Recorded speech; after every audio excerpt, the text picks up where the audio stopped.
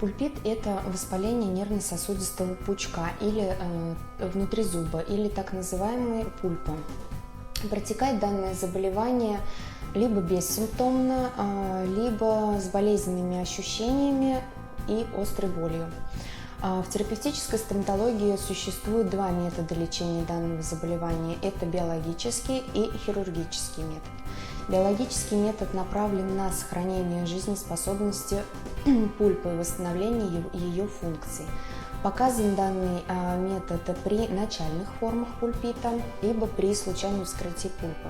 Применяется данная методика с учетом возраста пациента, то есть пациент должен быть моложе 30 лет, и также при отсутствии сопутствующих заболеваний. Бывают случаи, когда биологический метод недействителен или нецелесообразен.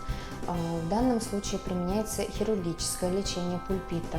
Данный метод заключается в удалении коронковой и корневой пульпы с последующим формированием корневых каналов и восстановлением зуба.